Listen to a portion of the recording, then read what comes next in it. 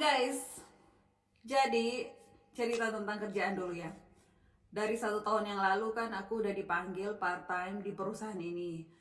Dan di Desember kemarin itu bosnya langsung, pemiliknya itu langsung menawarkan kerjaan untuk tetap di situ. Karena katanya mereka puas dengan kerjaan aku. Aku juga nggak tahu sih guys, cuman ya aku pada waktu itu kan cuman bantu teman aja karena pas ada teman juga yang kerja di situ. Jadi kalau dia lagi nggak bisa aku gantiin gitu guys. Dan ternyata mereka butuh aku untuk kerja tetap di situ sebagai tim support full time ke mereka. Ya udah aku pikir ya udahlah, anak-anak juga mulai besar dan aku mencoba untuk permanen. Dan ternyata 1,5 bulan aku tepar karena 2 minggu berturut-turut aku itu dapat shiftnya sore dan teparlah akhirnya. Aku nggak tahu penyebabnya apa, mungkin sakit kepala, ada kurang tidur atau apa, aku nggak tahu. Jadi bukan hari Minggu, hari Senin ini tuh aku sibuk banget. Tadi pagi-pagi nganterin anak ke sekolah, terus langsung ke dokter ambil darah untuk periksa apa ada infeksi, kekentalan darah atau apa. Aku nggak tahu penyebabnya, tapi hasilnya mungkin masih 2-3 hari lagi. Karena dokter aku ini guys itu dokter umum yang untuk ambil darah itu harus dibawa jam 9 pagi. Setelah itu dia nggak bisa. Dan hari Jumat waktu aku sakit itu aku udah langsung datang ke sana karena aku butuh surat sakit. Surat sakit ini penting banget untuk pekerja-pekerja di Jerman karena kalau tidak ada surat sakit ini, entah kita akan dipotong gaji atau dihitung cuti liburan. Sayang kan guys. Dan ke dokter ini untuk dapat surat sakit seperti ini guys. Nah, aku tutup ya. Nah, surat sakit itu seperti ini. Nah, ini untuk Arbeitgeber, maksudnya untuk yang pemberi kerja ya. Pemberi kerja itu perusahaan kita. Nah, ini dia tulis tanggal berapa sampai tanggal berapa. Jadi izin di sini guys, bukan ditelepon, oh aku nggak masuk sakit, nggak gitu. Itu harus dengan resep dokter namanya. Jadi ini namanya ini Arbeitsunfähigkeitsbescheinigung. Jadi harus ada keterangan dokter kalau benar kita nggak bisa masuk karena sakit, bukan telepon atau kasih kabar gitu aja gitu, nggak bisa guys. Ya, karena setiap pekerja di sini kan itu kita ada asuransi. Jadi dari asuransinya itu akan memberikan pengembalian uang atau apa gitu. Aku juga nggak gitu ngerti ke perusahaan ini gitu guys. Jadi kalau kita 3 hari nggak masuk berarti dikali 3 pengembaliannya ke perusahaan, bukan ke kita ya. Dan dapat 2, yang satu untuk kita pegang, yang satu untuk dikasih ke mana, ke perusahaan ya. Dan untuk spill gaji kerja di sini, aku sih jujur aja guys, selama ini itu sebelumnya itu jadi administrasi Arzthelferin, itu pembantu dokter. Itu gajinya itu sekitar brutonya sekitar 2.200 waktu itu. Dan 2.200 itu bruto ya guys, karena di Jerman ini itu ada asuransi kesehatan, asuransi pensiun, dan pajak. Dan 3 ini kalau kita kerja itu akan dibayarkan oleh pemberi kerja atau perusahaan.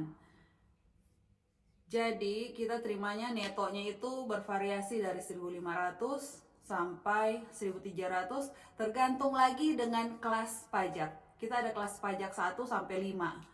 Kelas pajak 1 itu untuk yang single kalau nggak salah ya guys. Dan itu terimanya sedikit karena katanya nih ya, karena memang ketentuan di sini seperti itu. Dan kebetulan aku kelas 4, jadi terimanya itu agak lumayan. Tapi lebih lumayan lagi kalau kelas 3. Jadi kita pendapatannya itu adalah untuk kita kelas 3 itu adalah kita yang sudah menikah dan punya anak di bawah umur yang belum kerja. Dan misalnya ada pasangan Itu juga pasangannya pendapatannya minim. Contoh seperti itu. Tapi kelas 3 kelas paling enak katanya guys, karena pendapatan netonya itu lebih besar dari kelas-kelas yang lainnya. Nah kalau aku pribadi kelas 4 ya rata-rata lah seperti itu guys. Nah dan untuk di pabrik ini itu aku dapat 2.500 bruto.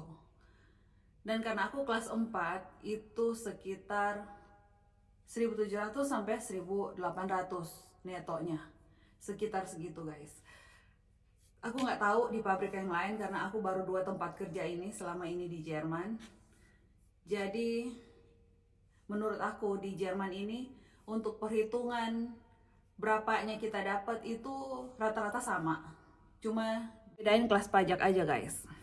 Nah karena di sini perhitungan per jamnya itu sama ya rata-rata, kecuali memang kita di atas levelnya manajer, mungkin itu lebih beda lagi perhitungannya.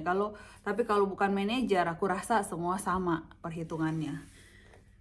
Dan karena kita juga di sini di pekerjaan ini nggak ada hitungan lulusan universitas atau apa, jadi memang segitu guys, hitungan buruh ya. Dan kalau mungkin dengan lulusan universitas, hitungannya lulusan universitas di Jerman itu beda lagi perhitungannya. Seperti itu guys, karena di pabrik, di bagian-bagian administrasi gitu guys, itu sebenarnya punya Ausbildung, kemampuan bahasa itu sudah bisa diterima. Jadi aku rasa gajinya itu semua sama, kecuali udah di posisi yang lebih ke atas, contoh keuangan atau yang lulusan universitas yang mungkin posisinya keahlian seperti IT dan lain-lain, itu mungkin hitungannya lebih besar lagi dibandingkan posisi yang selama ini aku kerja gitu guys. Ya, dan tema berikutnya hari ini juga aku harus segera kirim ini. Kita dari bulan Januari udah dapat sebenarnya ini untuk pemilihan umum Indonesia, dan harus dikirim paling lambat tanggal 14. Aku nggak tahu nyampe atau enggak, tapi aku berusaha hari ini untuk kirim balik ini, untuk kirim balik surat ini supaya bisa dihitung suara aku.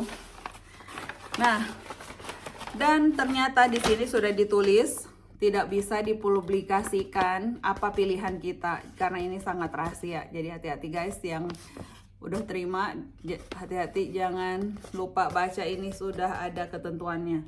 Berbahaya guys. Sorry ya agak cepat karena hari ini memang waktunya sangat sempit. Aku harus ambil paket juga.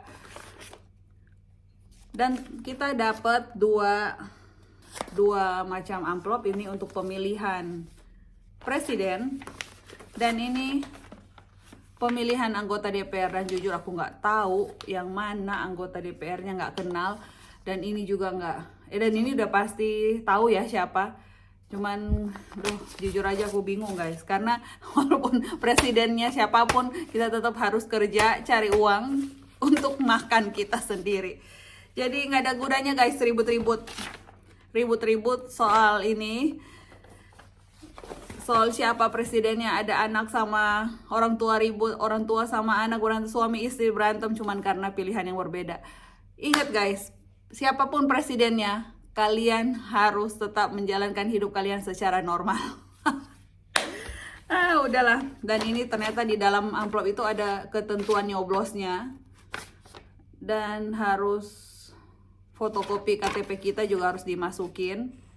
Pokoknya aku nggak ngerti deh guys pokoknya. Ya. Jadi sampai di sini dulu guys vlognya untuk menjawab pertanyaan-pertanyaan kalian. Nanti kita sambung lagi di vlog berikutnya. Oke? Bye bye.